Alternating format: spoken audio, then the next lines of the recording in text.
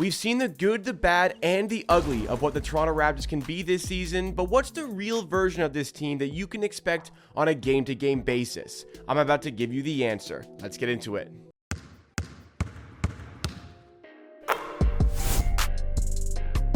For more Raptors content just like this, as well as live stream watch-alongs and YouTube shorts, make sure you're subscribed to Amateur Sports, helping me on my road to 16,000 subs, and smash that like button if you're enjoying this one along the way.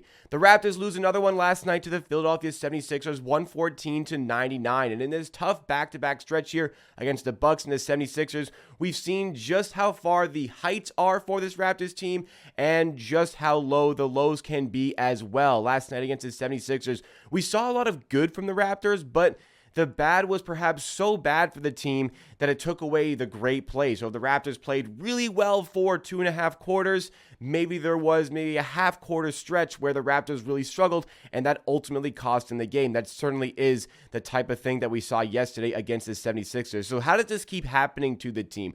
How do we keep having these pockets of the games that completely dismantle all the good that we have done previously? It sounds a lot like the team from last season. In many respects, we are still dealing with the same issues from the Raptors of last season that we wanted to switch away from, that we wanted to deviate from. The Raptors brought in a new point guard in Dennis Schroeder. The Raptors brought in a new head coach in Darko Rajakovic. They were looking for a culture change on the locker room side of things. That seems to have fixed itself, but they were looking for a different on-court product as well.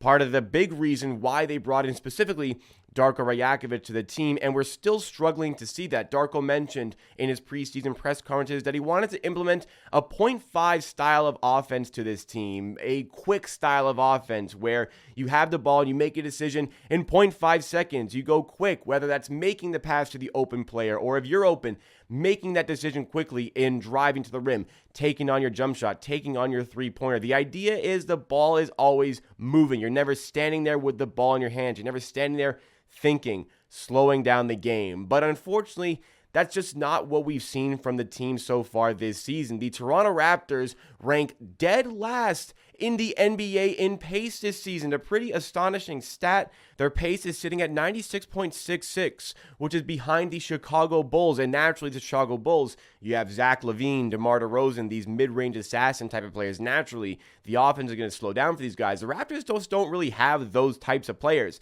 They have a team that is designed to play fast. They have a team that is designed to really move the ball quickly, and they have a coach who wants the team to move the ball quickly. So how are we in this stage right now where the pace has dropped off so much? Like even the Raptors last season under Nick Nurse, you would think with a very heavy isolation style of play for Fred VanVleet and Pascal Siakam a lot of the time, the pace would be slow. And it was slow. Last season, the Raptors ranked 25th in pace at 97.85. But again, there was reason for the Raptors having that slow pace. The Raptors this season, it just does not make any sense. What's causing the biggest issues for the Raptors so far this season, and it once again plagued them yesterday against the 76ers, is the half-court offense. The half-court offense just not being efficient enough to consistently sustain itself over the course of a 48-minute game. So even though there was good pockets against the Sixers, where Scotty Barnes is hitting threes and the Raptors are really moving the ball well, getting to the rim, finding good looks, and keeping up with the Sixers in terms of point output, there can be that 3-4 minute pocket where the three ball isn't falling. The spacing starts to constrict. The Sixers can bog down in the paint. Like there were more sections in yesterday's game against the Sixers where 5 players, all 5 defenders in the Sixers were within 8 feet of the basket, offering the Raptors no space because there's just no threat of the outside shot space in the game. So that just completely takes away space for the likes of Scotty Barnes to get on the inside and for Pascal Siakam to get on the inside. And the Sixers in particular put so much focus on Siakam once again. He only took 11 shots in this game, only had 10 points in this game. So even though he's efficient from those 11 shots, he's not really getting a ton of shots up because the Sixers are so constricted in the paint. They're constricting the way the Raptors can play their offensive game. So how can we resolve this? How can we get past this? I think a lot of the indecision, the lack of decisiveness from the Raptors offensively, which is leading to this slow pace, comes a lot from this spacing here. And even yesterday, we saw that perhaps when the spacing is there and we had the opportunity to take those shots, we're still a little bit nervous in taking them. Like late in the game, there was one situation where Gary Trent Jr. grabbed a defensive rebound. Raptors moved down the court very quickly, create a really good look in the corner for OG Anunoby to take a three. Wide open, he passes to Scotty Barnes near the top of the three-point line. Scotty Barnes has a wide open three, so extra pass, but Scotty Barnes also doesn't take his open three and elects to pass, I believe it was to Schroeder. But then Scotty Barnes gets the ball back and he's wide open for three once again. And for a third time on the same possession with the Raptors down 12 points late in the game where they need points, specifically they need threes to get back in this game, Scotty Barnes elects to pass up his wide open three again, trying to pass to OG Anunoby where he turns over the ball. So we have this 0.5 style of offense, yet we still have this indecisiveness, yet we still have this slow pace of play. And perhaps even when it is faster pace of play, we're giving up the good looks to go to somebody else. That's just not the way Darko wants this offense to be designed. So Darko needs to improve in a certain respect, because I understand he has a certain style of coaching that he wants to implement to this team. He wants to bring this fun brand of half-court offense to this team. But the reality is the Raptors just don't have the personnel to be able to execute the game plan that Darko wants to execute for this team. So we need to adapt. Like, I get it. The front office hasn't provided Darko with the tools to execute what Darko wants to bring to this team, but you have to adapt. You have to understand what is going to make this team successful. And the reality is we all know that this team has the potential to be deadly in the transition offense, in the full court offensive sets. So to deviate away from the half court offense, which has been terrible this season, the Raptors are one of the worst teams in the NBA as far as their half court offensive production. To get away from that half-court offensive production not being so good, to hide the fact that the half-court offense has not been productive this season, don't go to half-court sets when you don't have to. Push the pace quickly, get these teams moving in transition, like specifically against the Sixers. Don't allow Joel Embiid to get set in the paint. Make this guy run. Make this guy move in transition.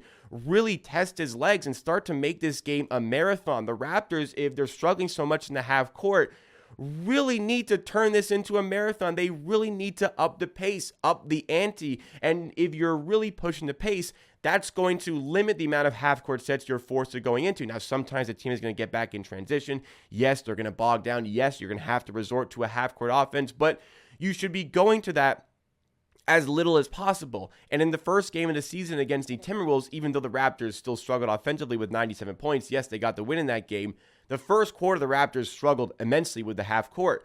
So what did they do for the rest of the game? They just didn't use their half-court offense. If they got the ball, they pushed quickly. They got runners. They got down the court, quick outlet pass, and they were decisive with their decision-making. They made the bigs, Karl Anthony Towns and Rudy Gobert, move in transition, and they really struggled defensively there. Even against the Bucks, yes, the half-court offense was working, but also they made use of the fact that the Bucks had the worst transition defense in the NBA. They used that to their advantage, and they got 130 points against a contender in the NBA. Against the Sixers yesterday, it was just consistently resorting to this slower pace of play, which doesn't make sense.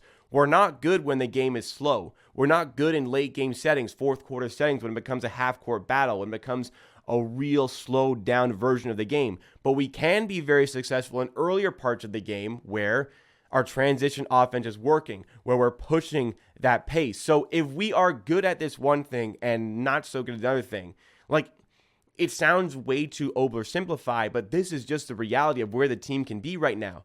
Our transition offense is very good. Our half-court offense is not.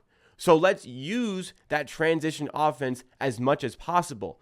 And the biggest stat that is going to be the indicator of that is pace. The Raptors just straight up should not be anywhere near the bottom of the NBA in terms of pace, let alone bottom of the NBA in pace. So that is the one specific thing that Darko Rajakovic can change this team. There are a number of other things that need to be adjusted for the Raptors to have a successful season. But the biggest thing, and I think the easiest thing that can change and make a world of a difference for this team, is just straight up the pace of play. Get the ball off rebounds, outlet that ball quickly, get runners going down the court, because you have extraordinary talent in the transition game.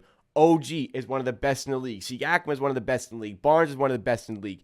Use the strength you have in your roster.